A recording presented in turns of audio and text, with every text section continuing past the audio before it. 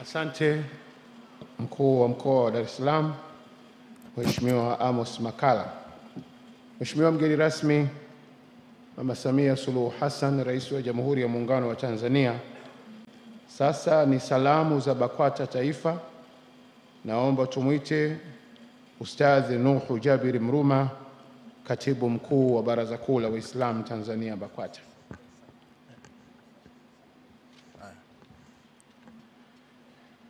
Mheshimiwa Rais wa Jamhuri ya Muungano wa Tanzania, Mama yetu Samia Suluhu Hassan, Mheshimiwa Mufti na Shehe Mkuu wa Tanzania Dr. Abubakar Zuberi bin Ali Mbwana, Mheshimiwa Waziri Mkuu wa Jamhuri ya Muungano wa Tanzania Majaliwa Kassim Majaliwa, Mheshimiwa Mwenyekiti wa Halmashauri Kuu BAKWATA Taifa Sheikh Hamis Saidi Mataka, Mheshimiwa Naibu Spika wa Bunge la Jamhuri ya Muungano wa Tanzania Musa Azan Zungu, Mheshimiwa Jaji Mkuu Profesa Ibrahim Juma, Mheshimiwa Shehe wa Mkoa wa Dar es Salaam Dr. Alhadi Musa Salum, Mheshimiwa Mkuu wa Mkoa wa Dar es Salaam Amos Makalla, Mheshimiwa Mwenyekiti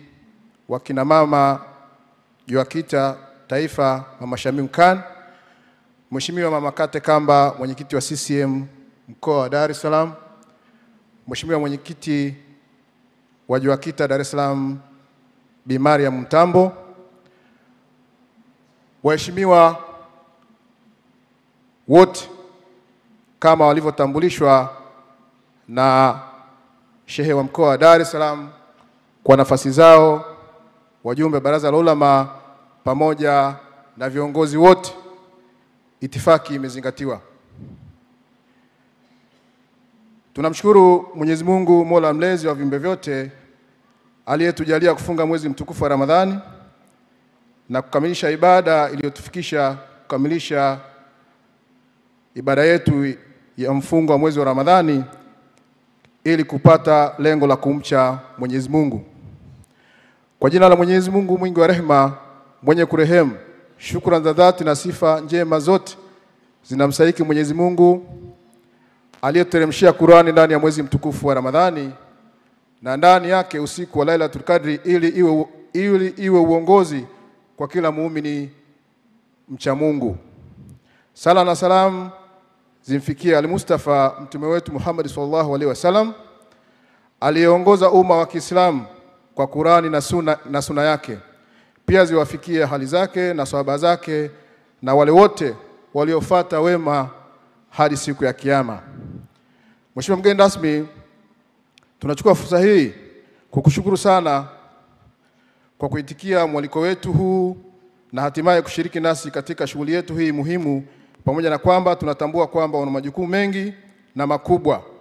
Kwa heshima kubwa sana tunasema asante sana na Mola atakulipa ujira ulio mwema kwa hili na mengineyo ambayo umetuitikia.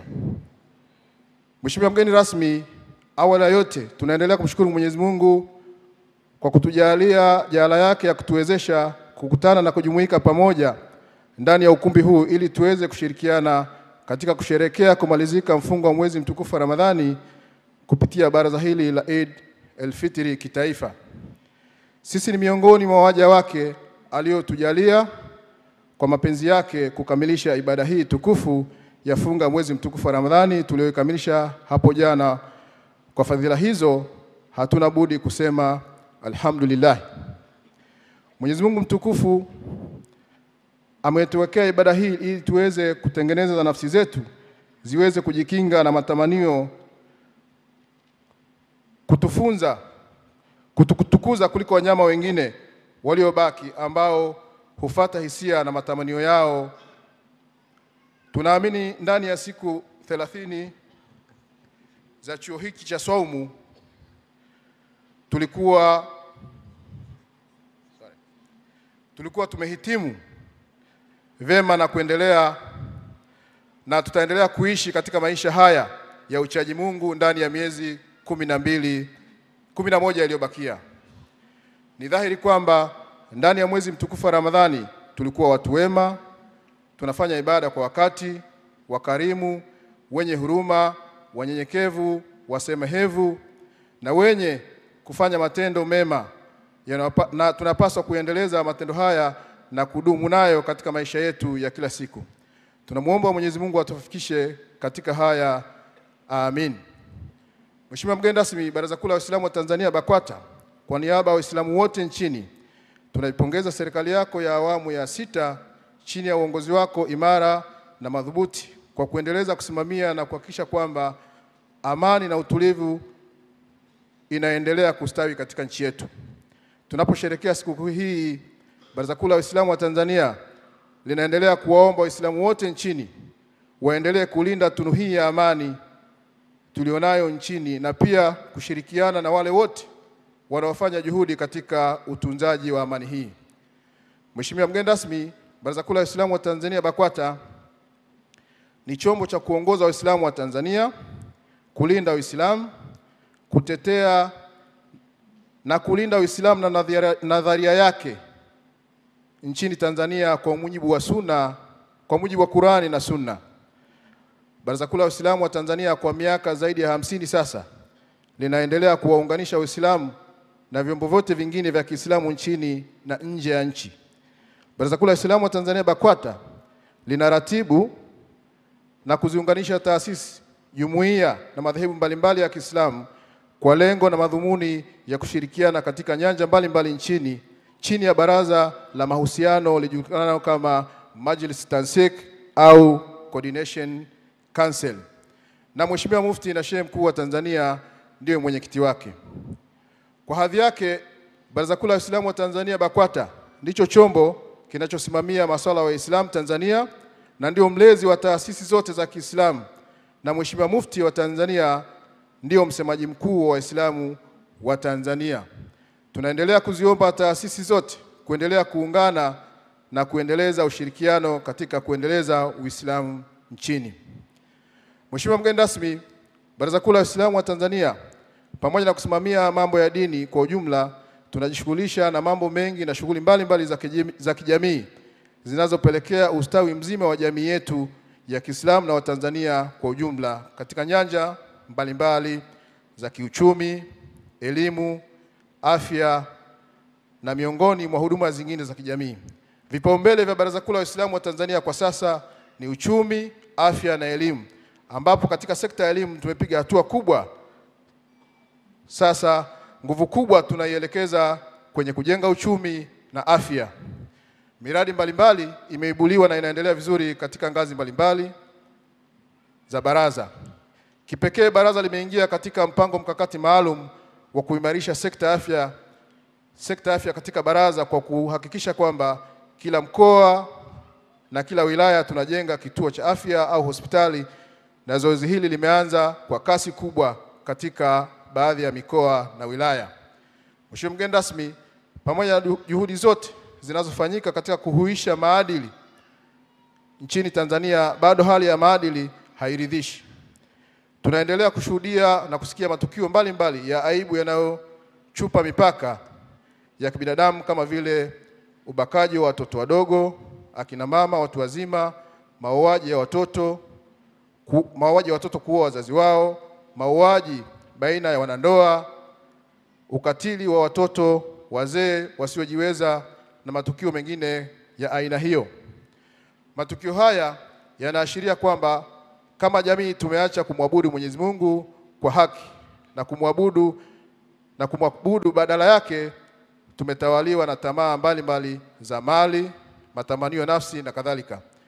Hali hii ni hatari na mwisho wake ni kuangamia kwa jamii nzima. Sisi kama wanadini tumejitahidi kuelimisha jamii juu ya kufuata amri ya kumcha Mwenyezi Mungu na makatazo ya Mwenyezi Mungu kwa njia mbalimbali katika hutuba za Ijumaa, katika misikiti yetu, majukwaa mbalimbali kama vile maadhimisho ya Maulidi na mafundisho mengine ya dini kupitia madrasa, lakini hali ya maadili bado hairidhishi. Kwa vile malezi huanzia utotoni, tunaiomba serikali ijaribu kufikiria na kuona uwezekano wa kurasimisha somo la dini ya Kiislamu mashuleni ili walimu wetu wa dini wawe wanaajiriwa na serikali, ili watoto wetu waanze kufundishwa misingi bora ya imani na uadilifu tangu wakiwa shuleni, shule za msingi hadi vyuo vikuu. Tunaamini kwamba mashirikiano ya pamoja baina ya wanadini, serikali, jamii na jamii kwa jumla tunaweza kuliokoa taifa kutokana na mmomonyoko mkubwa wa maadili ambao unaota mizizi kila uchao. Mheshimiwa mgeni rasmi, Baraza Kuu la Waislamu wa Tanzania BAKWATA kwa niaba ya Waislamu wote linaipongeza serikali ya awamu ya 6 chini ya uongozi wako thabiti na imara ulioonyesha katika kipindi hiki kifupi cha uongozi wako.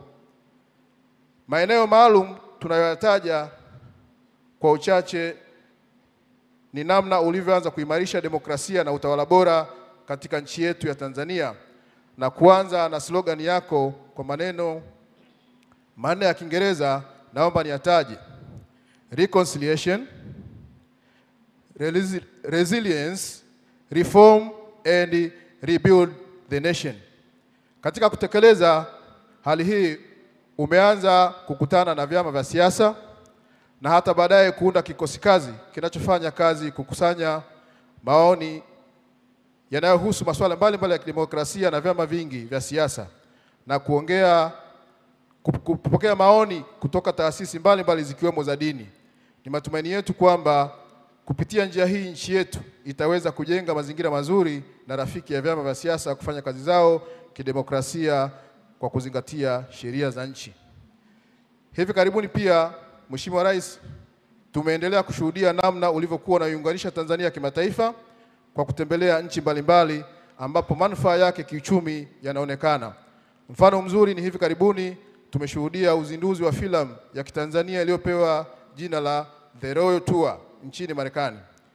Katika filamu hii, hakika filamu hii itachochea kuimarisha sekta ya utalii Tanzania bara na visiwani. Tunaamini filamu hiyo itavitangaza vizuri vivutio vya utalii nchini Tanzania na hatimaye kuimarisha uchumi wa nchi kupitia sekta muhimu ya utalii. Mheshimiwa mgeni rasmi, nchi yetu kwa sasa inajipanga kufanya sensa ya watu na makazi mwezi Agosti mwaka huu, zoezi ambalo hufanyika kila baada ya miaka 10.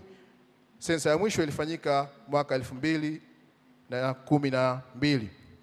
Madhumuni na lengo kuu la sensa kwa nchi ni kujua idadi halisi ya watu wake kwa umri, jinsia, mahala wanapoishi, hali zao za elimu, ajira, vizazi na vifo, hali ya makazi.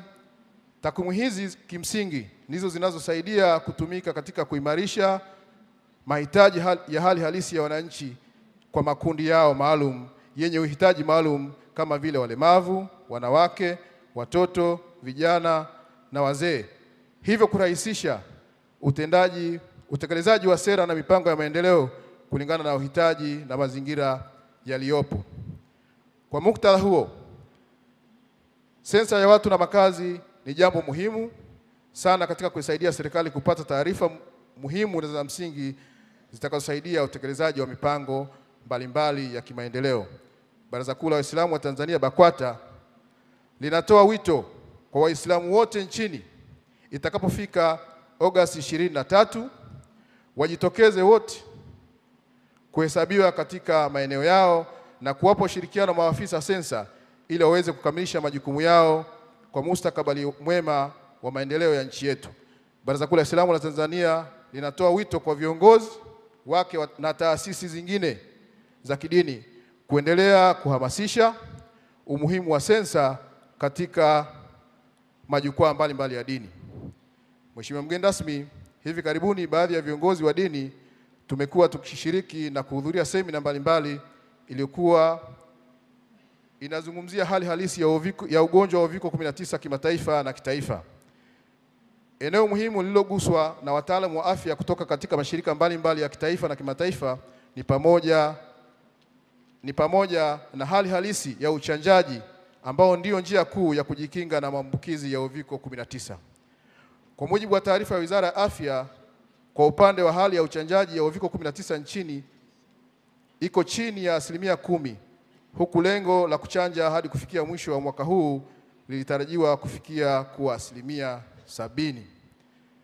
Tunatambua pia kwamba serikali imefanya juhudi kubwa ya kuhakikisha kwamba chanjo nyingi zinapatikana nchini, na wewe Mheshimiwa Rais ni mmojawapo kati ya watu wa kwanza waliojitokeza kuchanja na kisha kufuatiwa na viongozi wetu wa dini.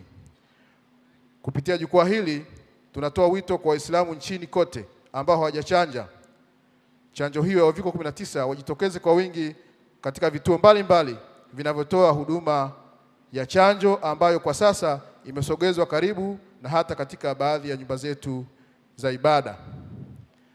Mheshimiwa mgeni rasmi, Baraza Kuu la Waislamu wa Tanzania BAKWATA limehuzunishwa na kusikitishwa sana kutokana na ongezeko kubwa la ajali za barabarani ambazo zimekuwa chanzo cha vifo vya Watanzania wengi, na wale waliopona basi wengi wao hupata ulemavu wa kudumu unaosababisha hali ngumu ya maisha yao pamoja na familia zao.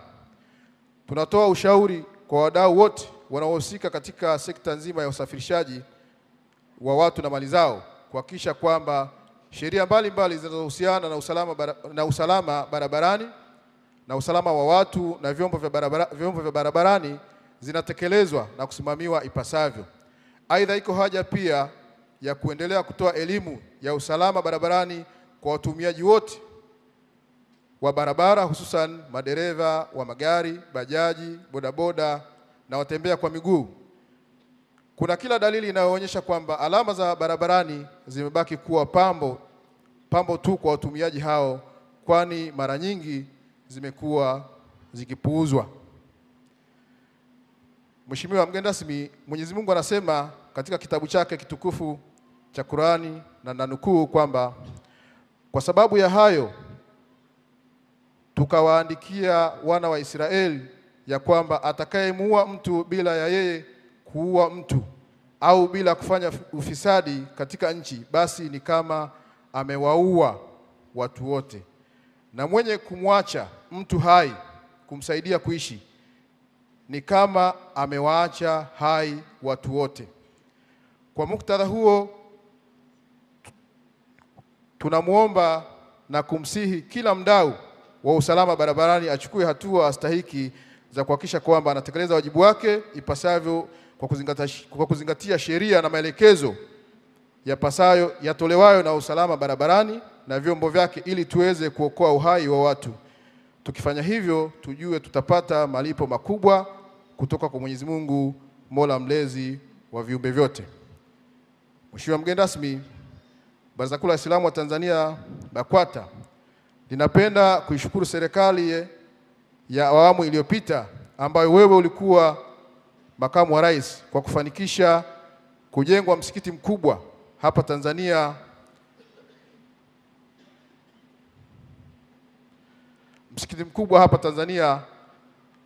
ambao unajulikana kwamba kama Muhammad VI. Pamoja na kwamba tunafahamu kwamba tunamshukuru Mwenyezi Mungu kwamba msikiti huo umezinduliwa na umeanza kuswaliwa hivi karibuni, lakini pia msikiti huo ulichelewa sana kufunguliwa kutokana na hitajio la mfadhili mfalme wa sita kutaka kuja kuzindua msikiti huo, lakini kutokana na mlipuko wa ugonjwa wa uviko 19 hakuweza kufika. Pia tunapenda kutoa shukrani zetu za dhati kwako Mheshimiwa Rais kwa juhudi ulizozifanya kwa kuwasiliana na mfalme wa sita wa Morocco kwa kipindi hiki na kusaidia kuanza kuswali katika msikiti wetu katika kipindi hiki cha mwezi mtukufu wa Ramadhani, wakati tukisubiria ufunguzi wa msikiti huo rasmi atakapokuja mfalme. Mheshimiwa mgeni rasmi, tunatambua kwamba ipo itifaki pendekezwa ya uendeshaji na ufunguzi wa msikiti huo chini ya Wizara ya Mambo ya Nje na Ushirikiano Afrika Mashariki na serikali ya Morocco. Ombi letu kubwa na muhimu, tunaomba wakati huo ambapo itifaki hiyo inashughulikiwa, msikiti uendelee kuwa wazi na tuendelee na ibada hadi hapo taratibu zote zitakapokamilika. Mheshimiwa mgeni rasmi, tunapomaliza kusherehekea sherehe hii ya Eid al-Fitr, ni fursa pia ya maandalizi ya utekelezaji wa nguzo muhimu ya hija. Kama tunavyoelewa, katika kipindi hiki cha miaka miwili iliyopita huko nyuma, ibada ya hija ilifanyika kwa watu wachache ambao ni raia na wakazi wa Saudi Arabia peke yake. Mahujaji kutoka nchi za nje ya nchi hiyo hawakuruhusiwa kutokana na mlipuko wa ugonjwa wa uviko 19 ambao umeleta athari kubwa na kusababisha hata mtindo wa maisha kubadilika. Tunashukuru Mungu kwamba kwa jitihada na jaala yake makali ya ugonjwa huu yamepungua duniani, na kutokana na hali hiyo serikali ya Saudi Arabia kwa mwaka huu imetoa ruksa kwa mahujaji milioni 1 duniani kwenda kutekeleza ibada hiyo. Ibada hiyo adhimu. Hivyo tunaomba na tunawataka Waislamu wote wa Tanzania waendelee kusubiri utaratibu ambao utatolewa hivi karibuni kupitia mamlaka zinazohusika ili kupata taratibu za hija na gharama zake.